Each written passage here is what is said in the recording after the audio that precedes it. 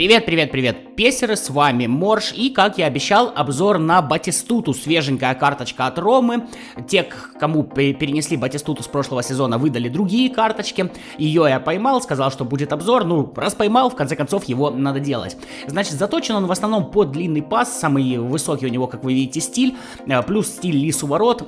Конечно, у Батистуты отличное умение атаковать и реализация, более-менее он играет головой, скоростью и ускорением особо не отличается, при этом у него физическая форма стабильная, это хорошо.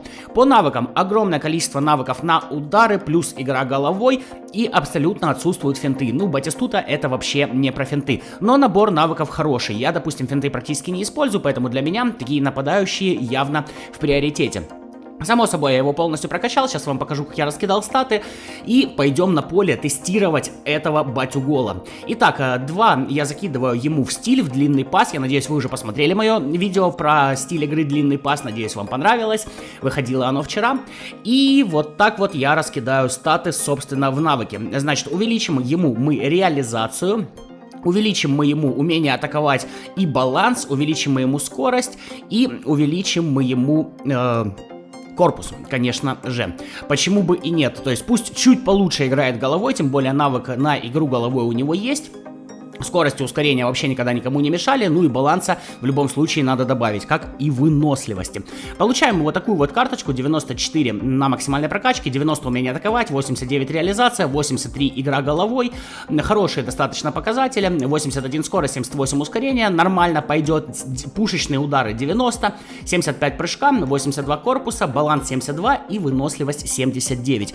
Баланса, конечно, хотелось бы побольше, но тут и не 55, как у Холланда. Ладно, переходим на поле, буду рассказывать, как я почувствовал этого товарища. А почувствовал я его, ребята, очень даже хорошо. Во-первых, тут, конечно, стоит сказать, что после четвергового обновления у нас игра чуть сменилась, но Батистута прямо ложит. Реально, пушечные удары — это его все. Огромное количество навыков, и за него стоит бить ошеломительными ударами, которых у него в достатке. Тут у нас есть...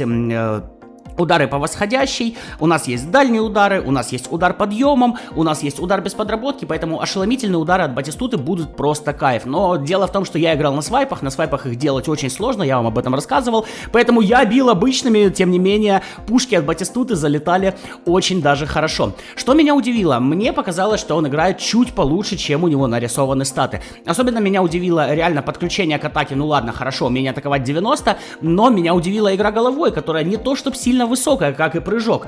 Тем не менее, у меня огромное количество голов Батистута забил именно играя головой. Само собой, как парного форварда использовать я вам его... Нет, конечно, можно, но не советовал бы. Показателей паса у него нет вообще от слова совсем. Пас низом 65 и пас навесом 62. Конечно же, это ни о чем. При этом у него плохое удержание мяча, не слишком хороший контроль и не слишком хорошая скорость дриблинга. То есть Батистута, в принципе, стиль лису ворот это и предполагает, это форвард последнего касания. Но при том, что стили у нас сейчас работают просто через задницу Konami, он достаточно часто играет и как охотник за голами. Но статы, в принципе, намекают на то, что он должен своим последним касанием забивать мяч в сетку ворот. То есть он не должен его удерживать, он не должен как-то на дриблинге проходить защитников противника, он именно должен вставлять ногу и с прекрасной реализацией, с прекрасной силой удара, последним касанием в общем-то, забивать.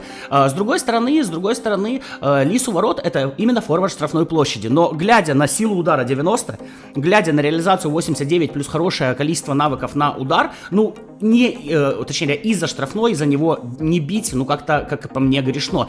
И из-за штрафной тоже достаточно большое количество голов у меня забил Батистута, и я вам советую эту сильную сторону его использовать. И честно так отдельно скажу, да, обзор не про него, но отдельно стоит выделить Пирла, это который от сборной Италии, вы тоже помните, я его поймал. Охрененно, вот в связке с Батистутой просто охрененно. Радиоуправляемые передачи Пирла и батя, который выставляет ногу и забивает последним касанием, это что-то прекрасное. Штрафные, просто подача с фланга. Пирла хорош, и в прошлой части я его максимально не хвалил, а вот в этой части Пирла прям, возможно, и потянет на имбу. Наверное, на него тоже когда-нибудь обзор нужно сделать. Что еще хотелось бы хорошего выделить у Батистута? В принципе, корпус достаточно хорошо он удерживает свою позицию, даже против рослых защитников, хоть корпус и всего лишь 82, там нет никаких 90, показывает он себя в этом деле хорошо. Кстати, да, еще одна передача от Пирла, смотрите, Батистута единственный выпрыгивает и забивает мяч. Говорю же, головой он у меня забивал просто огромное количество голов, хотя игра головой тоже всего лишь 83 у того же Холланда, все там поинтереснее, но Холланд у меня головой забивал меньше. Ну и главный, наверное, плюс Батистуты, то что он реально оказывается в нужный момент, в нужном месте. В принципе, это тоже обусловлено стилем лис у ворот. Вот я не знаю, вот куда идет подача, там Батистута и оказывается, и чаще всего оказывается еще и не прикрытый ни одним защитником. Здорово это, конечно, здорово. Есть у него минусы. Само собой, без минусов не обойдется. Ну, во-первых, я вам уже сказал, пас низом, пас навесом. Ну, если пас навесом ему не нужен, пас низом все-таки, если ты играешь парных форвардов, то все-таки пригодился бы. Вот. Ну и хотелось бы, чтобы контроль мяча, скорость дриблинга и удержания тоже были получше, как и баланс. Тут именно выход на нашу 22-ю часть, потому что именно в 22-й оно стало важно. Если бы вот сейчас на эту модельку и на модельку защитников, на все остальное перевести 21-ю часть, я бы, наверное, ставил Батистуте высшую оценку. Но при том, что сейчас действительно можно при помощи банального микроконтроля и дриблинга проходить кучу игроков соперника, благодаря инерции, вроде бы как ее починили, тем не менее она все равно остается, то здесь Батистуте хотелось бы, конечно, немножко навыков побольше. Ну и само собой в минусы стоит вставлять то, что его очень сложно поймать. Как вы понимаете, тут чистый рандом, да, сливать 15 тысяч золота ради него я бы не советовал. Если вы, конечно, удачливый и можете его поймать там за 1000-1500, я там, по-моему, за 1200 его поймал, вот, то за ним стоит поохотиться. Я уверен, он вас не разочарует, как и любая легенда, он всегда на форме Б, а значит плохих стрелок не будет. При той прокачке, что делал я, 94 он на максимуме, с сыгранностью 97, и, сами видите, просто ложит из любых позиций. Реально можно назвать батя-пушка, и это вообще не будет преувеличением. Ложит из любых позиций, головой, ногой, все у него классно. Из-за штрафной вообще без проблем. Плюс, да, это я еще ошеломительные удары не использовал из-за этого конченного управления на свайпах. Но я уверен, что со временем я переучусь на кнопки и, собственно, смогу использовать и эти вещи в нашей игре.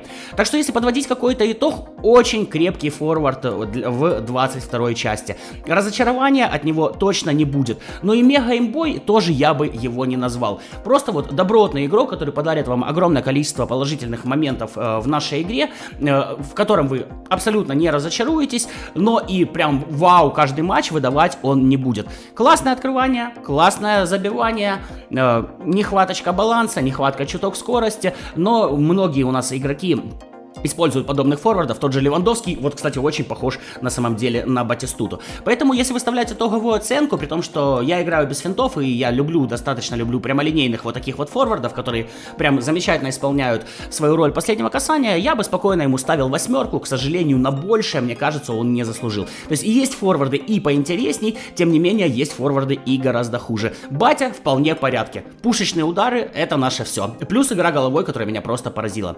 На этом прощаюсь. Как всегда, Морж. Надеюсь, обзор понравился. До новых встреч. Пока. Пока.